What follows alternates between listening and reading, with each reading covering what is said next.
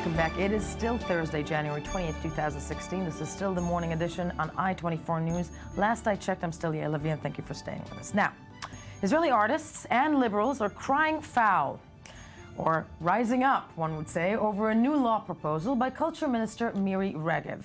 The often outspoken minister presented a bill to cut subsidies to cultural institutions deemed not to be loyal to the state. The draft law, and it is a draft law at this point, would give Regev the power to decide whether particular films or theatrical productions meet criteria for awarding grants. Regev said her office would not be satisfied with being a mere ATM, to quote her, for artists to draw from.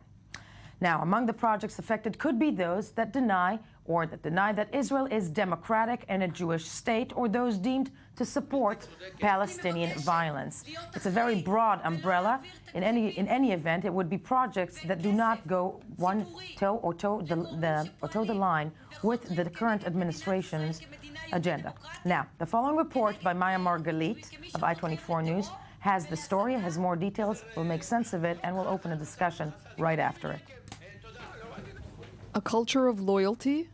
Israel's culture minister Miri Regev proposed a new bill before a parliamentary committee on Wednesday that could put cultural institutions across the country in jeopardy. If approved, the Loyalty and Culture Bill would allow Regev's ministry to cut off government funding to artists and institutions that attack Israel and deface its national symbols. Financial support will also be pulled from groups who mark Israel's independence as a day of mourning, and those who incite to violence or terrorism. But artists and politicians quickly accuse the Israeli government of political censorship. Many artists say the legislation is dangerous, with some, like award-winning poet Meir Wieseltier, even going so far as to accuse the government of promoting fascism. Lawmakers have also come out against the bill. I believe that Miri Regev's law is dangerous for Israeli society, it's dangerous for Israeli democracy, and it's also written in the best traditions of McCarthyism. But the culture minister herself vociferously defended it and said she did not understand what all the fuss is about. Miri Regev didn't invent any new law. Miri Regev, that's me, and I want to make a simple amendment that the minister in charge of distributing funds can also withhold them. We can't tolerate a situation wherein I'm responsible for distributing public funds, but I cannot also withhold them. We can't tolerate a situation wherein I'm responsible for funding, but it's the finance ministry's responsibility to verify if cultural institutions are breaking the law. Under the current law, only Israel's finance minister can stop funding organizations. With the new legislation, the culture ministry would have that decision-making power. Regev's Loyalty and Culture Bill comes on the heels of another controversial move by the Israeli government. Just last month, Naftali Bennett's education ministry deemed the book Border Life by Dorit Rabinyan to be unfit for high school students. The decision to disqualify a book from high school curriculum over its depiction of an Israeli-Palestinian love affair sparked outrage among Israeli politicians and writers. The art world often butts heads against society's standards of good taste by testing the limits of what is considered to be offensive. But in the case of Rabinyan's book, as in many other cases throughout history, the attempt at censorship often generates so much publicity that it ultimately has the opposite effect on a work of art. After the media storm that erupted around the book, thousands rushed to purchase a copy, quickly transforming it into a bestseller. Well, maybe bootleg or forbidden art is going to be really successful in the near future. But joining us on the phone right now is former Israeli Minister of Culture, Ophir Pines. Good morning to you, Mr. Pines. Good morning, Yael. I want to thank you for joining us. You were in that position of Miri Regev. You were the former Israeli Minister of Culture. A law as such, first of all, what can it do to Israeli culture? I think that what the present Minister of Culture is doing is very pity, and it's very dangerous, and I'm very sorry for it. I don't understand why she picked that kind of behavior. As I said, it's dangerous because when you decide who is loyal and who is not, and you are doing it versus culture and art, I think that that's the most dangerous thing. Art and culture needs freedom, first and most of all.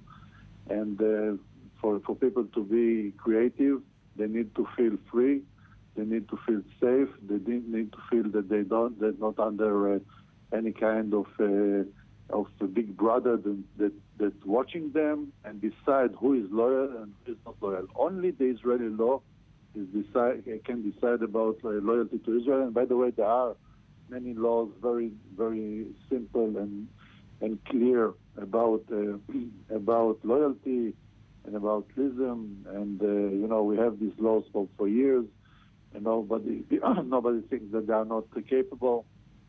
So it's a completely stupid thing to do, and I'm very sorry for it because, as I said, it's very dangerous. You think it's going to pass?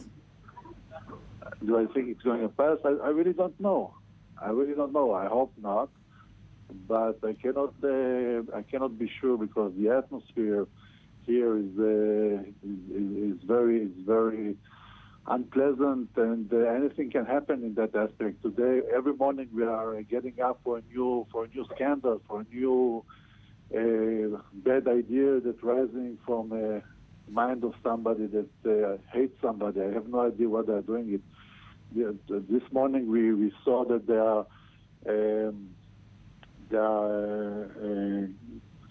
putting some artists, including artists that are not longer with us, like the late Anat Gov, and they said that they are kind of people that are helping to the other side. I have no idea what they are doing. By the way, that's not a governmental initiative, but another initiative. But that's the. I think the atmosphere trickles down to several initiatives within the public sector, and I'm assuming that's what you mean. I want to thank you very much, Mr. Pinas, for joining us. As we said, a former culture minister to Israel who is very worried about the suggestion or even the option of a law as such being put in place. With me in studio, several people. First of all, Academy Award nominated filmmaker Guy Davidi. Good morning to you. I want to thank you very much for being with us in studio right now. I-24 News Culture Magazine editor Avri Rosenzvi with us as well, and of course Ami Kaufman, my rock. Ami, when it comes to reactions to this proposed law, what are we looking at? A lot of reactions, of course. A lot of pundits are talking about it in the media as well. I want to show you one pundit from Israel Hayom. First of all, let's talk just a sentence about Israel Hayom. Is a paper that is owned by Sheldon Adelson, and very much affiliated with Benjamin Netanyahu. Someone called, the patron of Bibi Netanyahu. The paper is considered, some call it the Pravda of the Likud. Right. Chaim Schein is a pundit who is very pro-Likud, and I think you can see from this passage that I want to show you what he thinks about Regev's law. Those who wish to use their art to serve the enemies of Israel, to attack IDF soldiers and sever Israel's ties with its own Jewish character, may exercise their creative freedom as openly as they wish, as long as they are funded by European countries or perhaps the Persian Gulf Emirates. Wow. Taking a swipe, of course, at left-wing people who right. or organizations that get money from abroad. Yes. And I want to show you another headline. And you were talking before about the atmosphere going on in the country. And I think there's an atmosphere, I think, of what some people are calling McCarthyism. And there's a new... Blacklisting. Yes, exactly. And Im Tirtzu, which is a right-wing organization that we heard about recently because of a video they put out about a month ago that was targeting left-wing activists from organizations such as B'Tselem, such as Breaking the Silence, putting their names on the screen and their faces. Now there's a new campaign where they are outing leftist artists, very famous leftist artists, for taking part in events that are organized by these left-wing organizations, really signaling. Blacklisting is the perfect word. Right. Very famous people like Amos Oz, Oz David is one Grossman, of Israel's most glorified writers, has been up or in consideration for international prizes. For the Nobel Peace Prize. For the Nobel Peace Prize. For many literature prizes. David Grossman as well, A.B. Yoshua. Israel's probably leading actress, Gila Almagor, singers Rona Kainan, and a very famous singer, Chava Alberstein, and the list goes on and on and on. These people are being marked by Im Tirtzu in this new campaign that just started yesterday. One needs to mention distinguished artist of many, many decades as part of the Israel cultural fabric that it is. Avi Rosenzvi with us here in studio as well. I'm assuming reactions from artists came all around, right? Reaction from artists came all around, and of course in social media everybody is reacting to this, and I'm sure Miri Regev is very happy about this reaction because it is what she has been trying to do since day one in the office. She's been trying to get reactions. Some people have been saying she's just been trying to get reactions, and whether the laws pass or not is inconsequential to her. people received yesterday in that meeting, they received a document called Regev Amendments.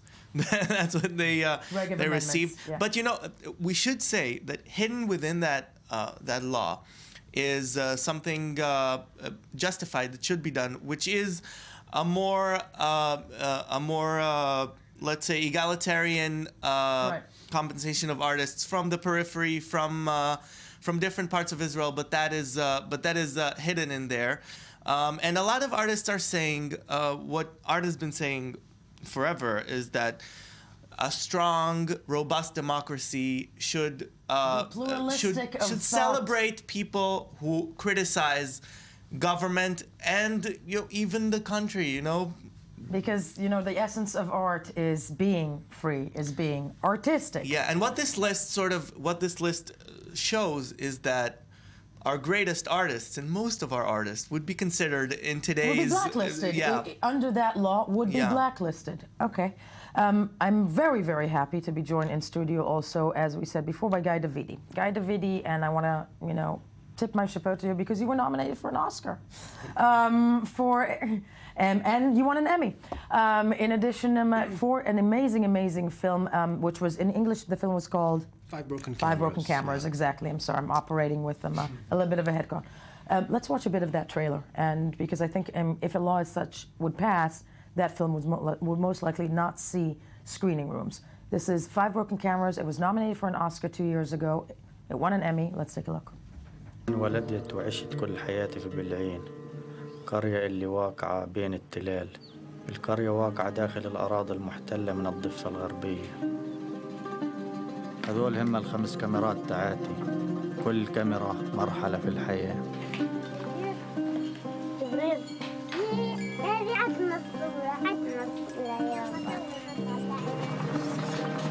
في مرة إجا مهندس إسرائيلي عمل كاسات عشان يبنوا جدار فاصل وسط أرضنا.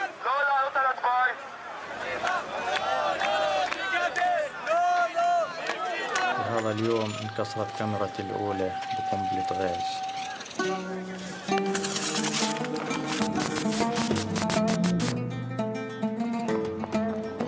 لما بصير إشي في القرية على طول بحس إني لازم أصور.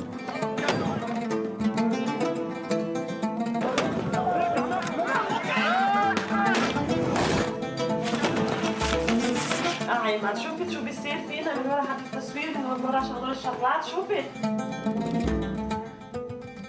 Okay, Mr. Davidi with us in studio. It took many years to make this film. As you corrected me, it came out in 2013 and it was nominated and won an Emmy. A film as such today, what do you think would happen? I don't think it would have mattered, actually, because I think artists that are insisting to say what they believe and are they will try to build their independence, as I did. I actually, before this film, I never got any support from Israeli finance, and even after this film, with my current project, I've been struggling very hard to find finance. What is your current project?